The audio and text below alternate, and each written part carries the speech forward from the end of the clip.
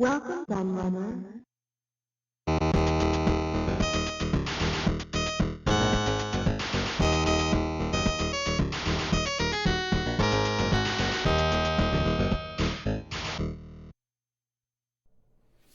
Hey everybody, Kieran aka The Laird here, and I'm back with another magazine retrospective for you. And this one is a follow-up to two previous videos that I've done actually, looking at C&VG magazine, aka Computer and Video Games. They rotated over the years from calling it Computer and Video Games, the full title, and just CVG, the short title. But I've done two videos on this before, looking at some various issues from, I think they were from the late 80s into the early 90s. I'll link those down below in the not comments, description for those who haven't seen them and are interested in seeing them. But I think I even mentioned back then that I had more issues to look at. But I don't like to do too many of one magazine in a row because that gets boring. So I try to space them out a little bit. And now I'm back with still got six more issues. So we have three in this video, and then I'll do another video at a later date with three more issues, which are a bit later than these. So I have tried to chronologically do it. Although having said that, actually this one is the odd one out, the one in the middle, because that's really late. These two are roughly the same, but we'll go into that in a moment.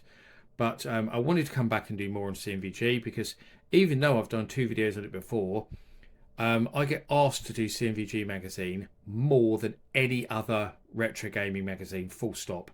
I'm always getting asked to do look at C&VG magazine. A lot of the time I'll post a magazine retrospective on something totally unrelated, and I'll still get people saying, can you do C&VG? Not realising that I've done it because maybe they're new to the channel or just because they want to see more of it. That's thus was the popularity of this magazine back in the day. It was Britain's best-selling multi-format gaming magazine for many, many, many, many years. I've covered a lot of the history of C&VG actually in the previous two videos that I did, so I won't go all over that again here. But we'll start with one of these. We've got issue 146 Jan 94, and then issue 147. So actually follow straight on from each other, which is kind of nice. And then this odd issue that I've got from 96. I've stuck it in this video rather than the one after with the later mags. Because the other three that I've got to cover are again a sequence, so I wanted to keep them together. So I've just kind of shoved it in this video. But it means you can see the big difference between obviously the 96 version of the magazine and the 94 magazine. So what a difference 2 years makes. I do apologise for a bit of the light reflection on the magazines. It's a very sunny day and it's summer. And I've done everything I can to mitigate it. But these C&VG magazines also are very, very glossy paper, which doesn't help at all. But we'll start with this one because issue 146 with this nice Demolition Man cover. And also, as well as Demolition Man's Freeze All badge. I haven't got that, unfortunately. So Demolition Man is pretty cool in itself. 148 page Christmas special, which is pretty cool. And also, we've got some stuff on the 3DO and the first review of a Cybermorph for the Jaguar. I'll try and point the camera down a little bit more actually, because I don't think I'm getting it all in shot, and I really want to. So let's try and get that in shot a bit better. I think that's a bit better, isn't it? Okay. So let's have a look through. So we start off with an advert for Zelda, a Nintendo advert. And then we go into the contents. So what else we got in this magazine? We've got loads of Mega Drive stuff, quite a few PC reviews, a surprising amount for Amiga CD32 reviews. I guess it shows how big the CD32 was at this point. It was quite a big thing. It was selling quite well in the UK, doing very well indeed. And obviously magazines like this were well supporting it, which helped with that. But things happened like Commodore going bust, which kind of put a stop to all of that. We've also got plenty of SNES reviews, as you'd expect as well. Some handheld stuff, and that's about it really. So big Apple launch the Jaguar, talking about that first launch that they did in Manhattan, where they sold out of Jaguars and everything was positive and they thought it was going to be great. So talking about some games coming like Res Raiden, that was the launch game. Robinson's Requiem, which was actually a CD game but never actually officially came out. It's since been released by Songbird. but very strange. There's all coming to it. Tiny Toons again, which never actually came out. There is a prototype of it out there. Sonic poster, Voyeur advert for CDI. Sonic 4.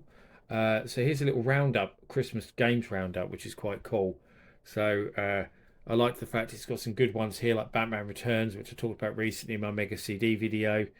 Strike for the SNES, probably one of the best football games on the system. Mortal Kombat there. There's Lemmings for the Lynx, which of course is a brilliant version of the game. And there's another Lynx game there, Jimmy Connors. Strangely, they've put a picture of the box art and not a screenshot, which is really strange. It's a good game, so they gave that 90. Ranger X, another good game. The Game Gear Streets of Rage 2, which gave 94. What we got there? Day of the Tentacle, a classic there, 95, no surprise. And Street Fighter 2 Turbo on the SNES, also 95. So this is basically like their best games. So that's why these are all in the 90s. A nice Konami advert there. So here's more of their Christmas roundup. So we've got Street Fighter 2 on the Mega Drive there. Super Star Wars on the SNES. Jurassic Park on the Amiga. Desert Strike on the Lynx. So quite a few Lynx games in there.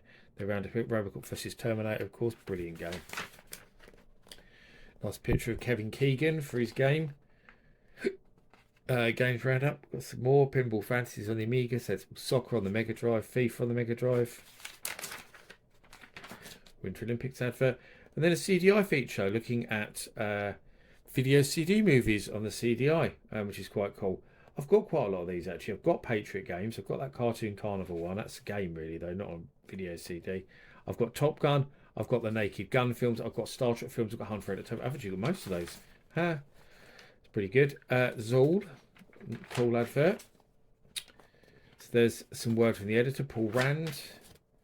Cool guy. I chatted to him once for quite a long time actually on Facebook one day, talking about the Lynx. He was a big fan of the Lynx, it seems. Crash and Burn on the 3DO, which they kind of liked, 79. There's the preview for Demolition Man, which mentions 3DO, Mega Drive, Mega CD and SNES. It doesn't mention Jaguar, which seems strange because I seem to remember that Jaguar was one of the first platforms it was announced for. And there is indeed a prototype version for the Jaguar. It never actually came out, but there is a prototype of it. Mad Dog McCree, that's the 3DO version. They didn't much like that. It's not great though, is it? Very repetitive game. Rebel Assault, that's the PC CD-ROM version. They loved that, 93. Utopia on the SNES, 80. There's the SNES version of Sensible Soccer, which they loved, gave 95. I suppose it is Sensible Soccer. But to be honest, I didn't much like the SNES version compared to the others because the graphics look a little bit squashed on the SNES version for some reason, which I never understood. And also, the SNES version seems a bit slow to me as well. Here's our review for Cybermorph, which they gave 79. And I have a big problem with this review because they just won't shut up mentioning Star Fox. And both the guys go on about it's not as good as Star Fox. And that always really annoys me because it's not the same type of game. It's such a different game to Star Fox. And I hated the way people compared it. It looks a bit similar in screenshots, but it plays nothing like it. Star Fox is an on-rail shooter. This is an open world exploration game with shoot 'em up elements. They play so differently. I don't understand that at all. Mortal Kombat Amiga 93, but Cybermorph did get mostly very good reviews. That's probably one of the lower ones it got actually. That C&VG review. Liberation CD32. I told you the CD32 gets really good coverage in this because look, it gets a 4-page review. When Cybermorph for the Jaguar, brand new game for a revolutionary new system, only got 2 pages. So it shows you how much they were loving the CD32 back then. There's another Amiga game, Stardust. I've played the ST version a lot. It's very good. They stopped covering the ST in the magazine by this point, though, in C&VG for some reason. They decided they weren't going to cover the ST anymore, and they just covered the Amiga and PC, which is a bit of a shame. Because that's all. That's the CD32 version, 85. It's a very good version, actually, because it has extra background graphics and stuff. I had Zool on the ST, and I loved it. Nice advert for Dixon's. I bought my Lynx from Dixon's. They were a very important retailer back in the day. And there's Zool 2 for the standard Amiga, 87. I had that on the Jaguar. Good game. T2, the arcade game. That's the Amiga version, 88. I loved that in the arcades, and I had the Mega Drive version. The Mega Drive version got very hard, though. There was one bit where you're protecting a truck, I seem to remember. It's really difficult to get past. Cyber Race PC 82. Some competitions for Nigel Mansell. A rally game on the PC that they didn't think was that great. Got 68. Fantastic Disney advert. There's Gods, that's the Mega Drive version. 87, classic game. There's the Mega CD version of Lethal Enforcers. 82. That's quite good. I've got the Mega CD version of Lethal Enforcers actually with the gun. It's quite good fun. Rumbelows Game Arena. Rumbelows was the only shop we had in my town of Harpenden in Hertfordshire. If you wondered, that it was the only electronics retailer we had in the town, and it was the only place in the town where I could get anything for the Jaguar. They sold Jaguar games. We had a WH Smiths as well, but that had a very limited selection of games and didn't stock the Jaguar. But Rumbelows did stock the Jaguar, and I bought quite a few games from Rumbelows, including Raiden. I bought my second joypad from there as well. I think I bought Dino Dudes from Rumbelows as well. Certainly quite a few I bought from there. Pirates Gold, that's the Mega Drive version, 74, so they weren't all enamoured by that. A lot of people seem to love Pirates though. SEAL Team, some small reviews here, and Sleepwalker, PC and CD32. Didn't much like Sleepwalker. SEAL Team thought was alright. Blades of Vengeance on the Mega Drive, 84. That's a good game. I like that hack and slash kind of adventure. It's pretty damn good. Aladdin, the SNES version, 82. Obviously not as good as the Mega Drive version. Frontier Elite 2 by Amiga. Frontier Elite 2 on the Amiga. They loved it. 96, no surprise. Very highly rated game. There's June for the Mega CD, which actually someone was recommending it to me recently. I've never played it, but when I did my Mega CD video, quite a few people recommended playing that. There's FIFA Soccer, and they're advertising it being available at the Comet Game Zone. I did have a Comet not far from me, just out of town. I don't remember ever buying any games from there though. Flashback, that's the SNES version, which they gave 89. There's Toe Jam and L2, which they liked, they gave it 89. But I didn't like because it was so different to the first game, and I loved the first Toe Jam and L. And when the second one came out, I was expecting more of the same.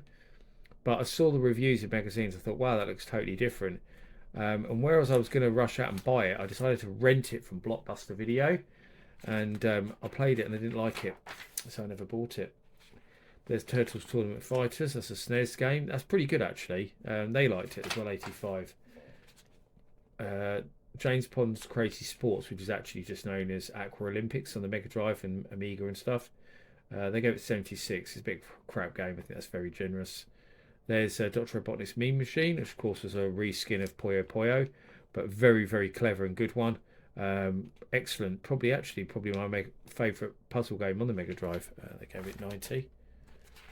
Go for nuts. We turn to Zork, that's PC, 79. I remember that was meant to come to Jaguar CD. It was one of the first games announced for Jaguar CD, but it never turned up. No prototype was ever turned up or anything.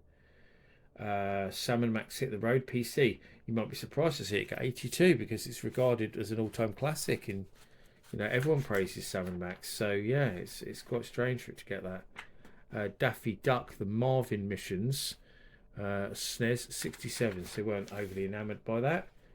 There's Cannon Fodder on the Amiga, which only got a single page review, which is quite surprising, being what a big game it was.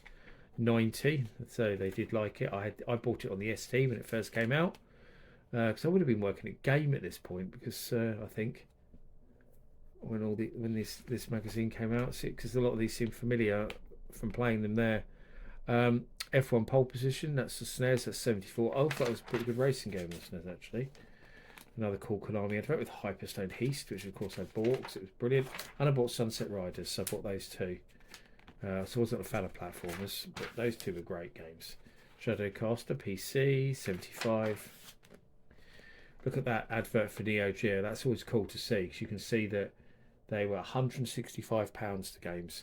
When you think at this point, Mega Drive games were roughly about £50. I mean, look on the advert there, SNES games, £50. They were 165. So a Neo Geo game was over 3 times the price of a Mega Drive or SNES game, which is crazy. Zombies, Konami. In fact, you could probably buy a Mega Drive or SNES console for less than the price of a Neo Geo game. So that says it all, really. T2, the arcade game. That's the Game Gear version, is it? Yeah, SNES version, sorry, 81. I don't know why I said Game Gear. Must have seen it somewhere, had it in my head. Robocop 3 on the Mega Drive, which is a crap game. They gave it 56. Oh, funny enough, there's TT the arcade game on the Game Gear. I must have looked at this before and remembered that. Or I'm psychic. They gave that version 80. It's weird, isn't it, how they've reviewed 3 different versions of T2 the arcade game for different formats in this mag. Why did they not just put them all together? Because the description's going to be exactly the same, because they're exactly the same game. They're all a port of the Midway arcade game. Why not stick them all together with a selection of screenshots and then rate each version at the bottom? I don't understand giving them all separate reviews there. Really don't. This is obviously the handheld part, Go, where they could be bothered to put it as a separate magazine in the middle anymore, like I showed in the previous videos, and just decided that they'd just stick it in a few pages at the back of the mag, which is a bit of a shame, really, because I always liked it when Go was a pull-out. Pinball Dreams and Dracula, that's Game Gear. Pinball Dreams is Game Boy, of course. They quite liked both of those. Jungle Book, that's Game Gear. They quite liked that as well. No links, reviews by looks of things. Although they weren't covering the ST in C&VG anymore for some reason, the ST was still very much available, as you can see by this Silica Shop advert. And in fact, you could get a nice ST Discovery pack at this point for £149, which is actually really cheap if you consider that a Neo Geo game is £165. So you could buy an ST with a load of games, brand new, for less than the price of a Neo Geo game. Crazy. There's the cheat section. Won't go over that too much. And there's Silica's advert for the Amiga. So what was an Amiga? Amiga CD32 is richly £300. You get an Amiga for 189 Lemmings pack, Amiga 600. So the Amiga wasn't much more than a Neo Geo game either. Empire Soccer preview, Sunset Riders advert, nice. More Zool, but this is a SNES Game Boy. Donald Duck Game Gear, Microcosm Mega CD. Genesia, that's Amiga. I'm not familiar with that game at all.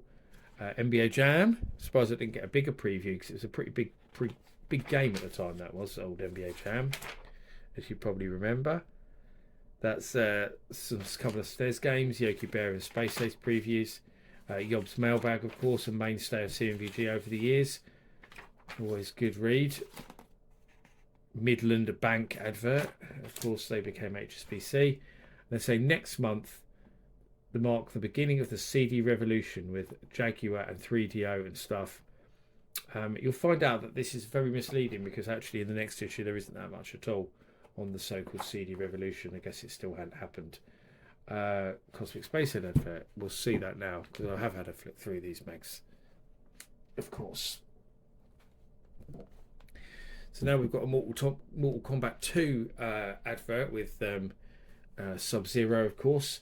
And what else in this issue? Eternal Champions for the Mega Drive. And then they just list all the systems. Oh, Choplifter 3 exclusive. Seems not a very big game. Seems a strange one to promote on the cover in many ways. So in the contents, lots of Amiga. Only one CD32 game in this issue though. So again, it goes against the CD Revolution thing. There was loads in the last issues you might remember. One CDI game. Yeah, CD Revolution. See what I mean? Some SNES stuff. Some Mega Drive stuff. Quite a bit of PC stuff. And some previews. So yeah, you'll see what I mean about CD Revolution. Almost nothing in this. So it's talking about Virgin going to do some CDI games. It mentions quite a few games there, none of which ever came out on the CDI, so they did well there. Another world coming to 3DO. So there is some little previews for some of the next gen systems, but not much. Sega goes 64-bit, so that's actually saying about the Saturn was going to now be 64-bit. It wasn't. 4-year advert again. The charts, so FIFA's topping the Mega Drive chart. Aladdin SNES, TFX PC, Can of Fodder Amiga. All formats #1 was FIFA. Shows how big FIFA was at the time, and of course still is. So full motion video cartridge for the CD32, so you can play video CDs. Mortal Kombat 2, so a big preview for that. Konami advert. Class of 94, so talking about the new machines and what they think of them. So Mega Drive and Mega CD. Obviously the leading platform at that point in the UK was the Mega Drive, definitely. PC, which is now starting to be seen seriously as a games machine. Really was, thanks to Doom. Super Nintendo, of course. Amiga. A little page on the 3DO there. A page on the Jaguar, which they actually really liked. They said they really liked the Jaguar, but they were concerned about the lack of games at this point, but said there was some good stuff coming. Amiga CD32. Get some double page. Again, it shows how big they were on the CD32. There's editor Paul Rand and all the other people who wrote in this issue. Macross on the SNES, 89. They liked that. The Lost Vikings, that's the Mega Drive version, 88. They like that too. FF Space Ace, FF Jurassic Park, Nigel Mansell. That's the CD32 version, which I gave 69. I remember playing that quite a bit because there was a shop, computer game shop that we used to go in. It was right next to where I went to college, and we used to go there all the time at lunchtime because they had consoles set up that you could play on, and they always had a CD32 set up. And I remember playing Nigel Mansell in that shop. I thought it was really good. So, Space Ace on the SNES, which of course is very different to the arcade game. I should probably expect. Body Blows Galactic and the Amiga, which a lot of people regard as being absolute garbage, but they gave it 89. Alien Breed 2, 83. Obviously, Amiga games there. Fury of the Furries on the Amiga, 85. Soccer Kid on the SNES, 87. Have the Jaguar version of that. Fourier, CDI, 87. Again, got quite a bit of controversy at the time. She was basically peeping on people as they got undressed. One of the first real adult games, I suppose. Winter Challenge, that's the Mega Drive, 74. This is the Mega Drive version of Castlevania. You might be surprised to see it get 83. I think you'd probably expect it to get a lot higher. And now we have Eternal Champions, which gets 92. ActRaiser 2, 86. They like that. Subwar 2050, what's that as PC? 90, C&VG hit. Alfred Chicken on the SNES, 75. Pele on the Mega Drive, 40. I have a very personal story about Pele because, as I say, I was working at Game. Actually, it was Future Zone at that point I was working at. It was Game later on because Future Zone became EB and then merged with Game. And I did work at Future Zone and then work at Game. So it's always hard to remember which one I was at that time. But that was we were selling that exclusively at Future Zone. We were the only shop that stocked it, and we had a sales competition on it. And whoever won the sales competition got a free copy of the game. And I won the sales competition, so I got a free copy of the game. And I really liked it at the time. I thought it was great. I played loads of it. I think it was the only football game I had for the Mega Drive at that point. Actually, I didn't have Sensible Soccer. I had it on the ST, but my next door neighbour had the Mega CD version of Sensible Soccer. I remember. But yeah, I really liked it. But having played it now, it's absolutely bloody terrible. So their 40% was actually fully justified because it was an awful game. But Rose Tinted Glasses and all that, I have good memories of it. Alone in the Dark 2, 94. That's the PC version. I said for Zombies Ate My Neighbours. Lotus 2 Rex, which only goes 68, which is quite surprising because it's a good game. Although I didn't like the fact that the graphics were a bit squashed. They always look like the Mega Drive version. And the thing to point out is that Lotus 2 on the Mega Drive is actually Lotus 3 from the Amiga, because Lotus 1 on the Mega Drive is Lotus 2. So it's a bit confusing with the Lotus games on the Mega Drive. Young Merlin on the SNES, 82. IndyCar Racing PC, 90. Wonder Dog, that's the Amiga version, 70. I played quite a bit of that on the Mega CD because my next door neighbour had one and he had Wonder Dog. Alien Breed, that's the PC version, which I said was a very poor Amiga port, and he gave it 40. Bubba and Sticks Amiga, 88. I've never played the PC version, so I can't comment. Overdrive on the Amiga, another Team 17 game, that got 85. Cool Spot on the Amiga, 87. Lamborghini American Challenge, 72. The Amiga, that's, if I remember right, isn't that Crazy Cars 3? A port of Crazy Cars 3? I think so. Which is a good game, actually. I like it. Choplifter 3 on the SNES, 87. I've never played Choplifter 3, but I should do because I really like the original Choplifter. Brilliant. Dinosaur Detective Agency, that's Amiga. Seems weird to see them do a kids game in this actually, but they probably got a free copy or something because it says Contact Alternative Software. So I did a really nice interview with the Alternative Software and their owner in my MSX book for those interested. F1, that's the Amiga version, that got 84. There's an update of Vroom, which was a brilliant game on the ST. Silver Ball PC, Sim 17, 71. This looks okay. Greatest Heavyweights on the Mega Drive. I love that game. They gave it 78. I think it's a bit low, to be honest. Eek the Cat, SNES, I didn't like that, 45. Beneath the Steel Sky on the PC, 90. And there's a handheld Go bit shoved in the back. So we've got Monster Max. Brilliant isometric adventure. Harks back to sort of ZX Spectrum. Not surprised because it's by Rare, who of course are the same as Ultimate Play the Game. So there's a real throwback to their roots. And I featured that in my Game Boy exclusives video, so it shows how good that is. Super Blues Brothers, 75, not so great. That's it for handheld, looks like. Then they've got Arcade, where they reviewed Virtua Fighter, and they only gave it 83, which seems quite low. Because Virtua Fighter was big when it first came out. Everyone was amazed by it, the first 3D fighter.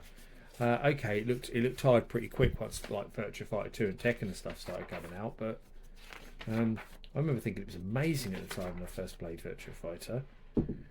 Lethal Enforcers on the SNES, Ground Zero Texas on the Mega CD, Twinbee on the SNES, good game.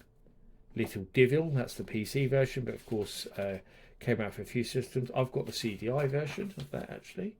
Dragon, there's the Mega Drive version in the preview there. I bought the Jaguar version, which of course it came out on as well. It was Virgin's first game for the Jaguar. The Jaguar version is really good. I love it. It's the same game to Mega Drive, but massive graphical enhancements. There's another Amiga Silica, Road Rash, the Master System Game Gear versions. I actually interviewed one of the people who worked on that, my good friend Sean McClure, about that in my Sega Master System book. It's a very impressive conversion, and he spoke a little bit about that actually, and how pleased they were with how it turned out, considering Skyblazer on the SNES preview, R-Type 3 SNES preview, Adam's Family Values preview. This is weird if you look, because they've got all these screenshots and stuff, big preview, but yes, the stage of development 10% complete. One, why would you preview a game that's only 10% complete? That seems really strange. And also, two, if it's 10% complete, I don't think they would have this amount of screenshots to give. So, yeah, that seems a bit bizarre to me. Skitchin, cool game that kind of used the Road Rash engine. Like that a lot. Hyperdunk, aka Double Dribble, both for the Mega Drive. Here's Yob's Mailbag. Some more adverts and stuff. And again, they're still going on, banging on about this bring on the CD revolution thing. Unfortunately, I haven't got the issue after this to see whether actually they got it right this time and did cover some CD stuff, or whether it was just them blagging it again. Who knows? Apologies to the camera jump there, but there was someone at my door, which is always annoying when you're trying to do a video. So we'll look at this last one here, which is from September 1996. So I think I said, what is it, about 2.5 years later than these other mags. So it's interesting that in that last one we had Virtua Fighter 1, and then this one is covering Virtua Fighter 3. So 3 of the greatest games ever reviewed: Super Mario 64, Quake and Knights. So it's kind of a triple cover. Also Fighting Viper, Syndicate Wars Exhumed, Pilot Wing 64, Saturn Bomberman, Tomb Raider. So some really good stuff in this issue actually. So let's have a look. You'll see the look of the mag has totally changed.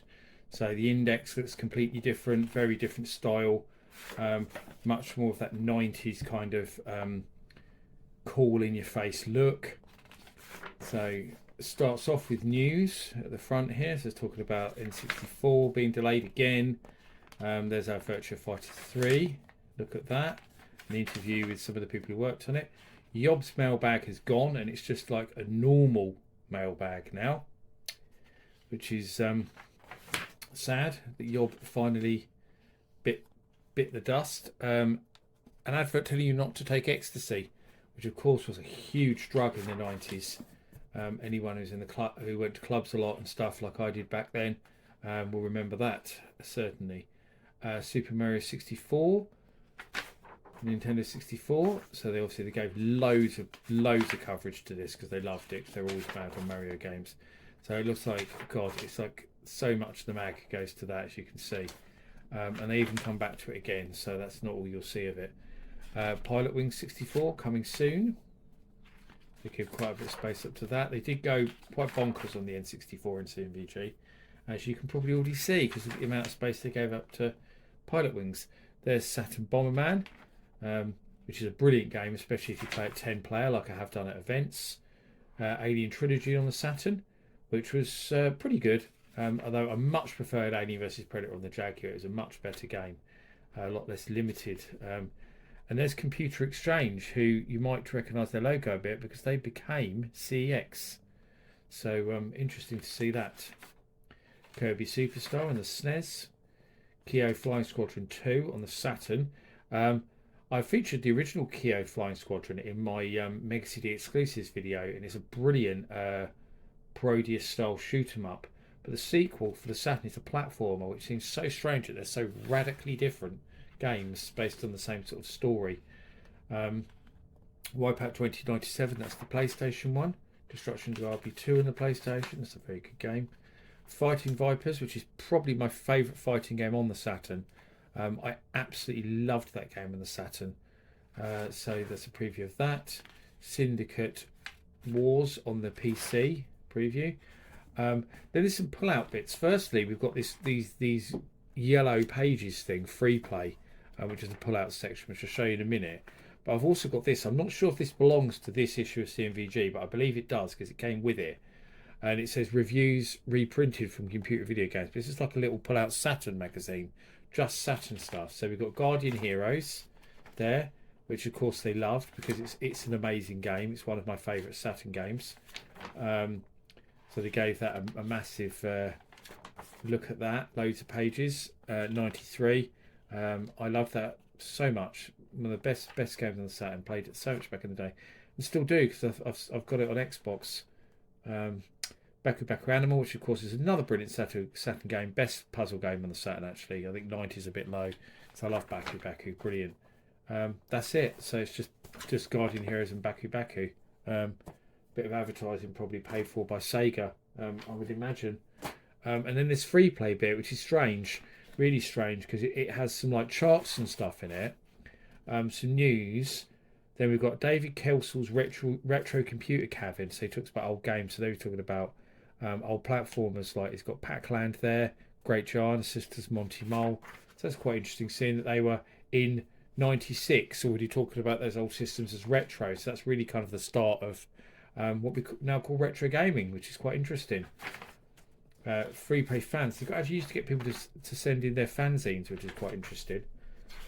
Some tips and cheats, drawings, which seem to be pointless, put them in black and white, but no doubt most of them are in colour. More tips and cheats. Here's the fanzine bit. I knew there was a bit about fanzines. Some classified ads, people trying to get rid of their old consoles and stuff. And that's about it. Then a thing for next month, which you would usually expect to find right at the back of the magazine, but for some reason it's there. Now, software releases for this month. The order of this issue is so strange, I find. And you'll see that even more as I go through it, actually. It's weird where these pages are cut off at the edge as well. Didn't get in all the text. Knights on the Saturn, which of course was a brilliant game. They gave it a high 5. No C&VG hit anymore. Loved it. Not surprised. PlayStation Die Hard Trilogy, which they quite liked. They only gave that 3 out of 5. I really like that. I had the Saturn version. I really liked it. Athlete Kings just go 3 out of 5. I loved that as well on the Saturn. I really liked that game. Played a lot of it. Quake on the PC, which they gave high 5. No surprise. Virtua Fighter Kids on the Saturn, 4 out of 5. It's alright. I'd rather play Virtua Fighter 2 though. Exhumed on the Saturn, which is amazing. It's my favourite FPS on the Saturn. I'm not a big FPS guy, but I loved Exhumed, and I think a lot of it was because of the Egyptian theme, and I'm a big fan of anything to do with ancient Egypt. Moto 2 Grand Prix 2 on the PlayStation, 3 out of 5. Sega Bass Fishing on the Saturn, 3 out of 5. So then it's what I said about the way it's so weird. Then it comes back to Super Mario 64 to give it a score, and so with Pilot Wing 64. Why did they not put those on the pages at the beginning? It makes no sense. It's really stupid. They also gave them both high fives, but why waste that space when you could have already given half your mag to those games? Give the ratings back then. Psycho Habu Shogi. I'm not even sure why they reviewed an import like that of some weird game that we don't even play in the West. Prince of Persia, SNES and Mega Drive. Gave it 2 out of 5. That's quite surprising. Mega Race 2. Gave that 2 out of 5. Worms, the Mega Drive version, only got 2 out of 5. I think that's because the problem was the controls aren't very good on the Mega Drive version, and the resolution harms it a little bit. Mega Drive version of Worms isn't anywhere near as good as the others. Sonic Wing Special, which they gave 1, which just seems mad. They're basically saying it's old hat. It doesn't stop it being a good shooter, does it? Baku Baku Animal, that's the PC version, which only gave 3 out of 5. They didn't like the PC version as much.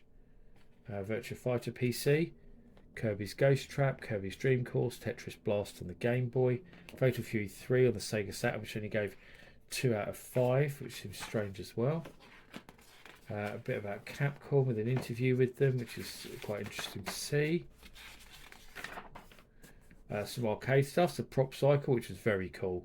Yeah, I remember playing that a lot of Leisure World and Hemel Hempstead with the pedals. Very cool. Gunblade New York, Soul Edge 2, Alpine Surfer. That was another one actually stood on the surfboard. They had that at the same place as Prop Cycle. Super Puzzle Fighter X, Mario Competition, got people to send in drawings. Here's a preview for Tomb Raider, which I think a lot of people forget was Saturn exclusive to start with. Obviously, this Saturn PlayStation CD-ROM, but it was a Saturn exclusive for a few months before it came out and anything else. Other new games that are coming out: Hardcore 4x4, which is quite crap. So King of the Fighters 96 there. Table number 1. And that's it. That's the end of that with the Plan Machine Head adverts. That was quite a long video. I don't like to go over half an hour, but there was no way of not going over half an hour. These are 3 quite big mags. But I hope you enjoyed it anyway. This another C&VG retrospective. And I say I've got 3 more issues of C&VG to come, but I'll do something else next to space them out a bit. But I hope you enjoyed this look at C&VG anyway. And I hope it relives some memories and nostalgia for you like it did for me. As always, I thank you for watching, and I'll see you all again for another video very soon. Bye bye.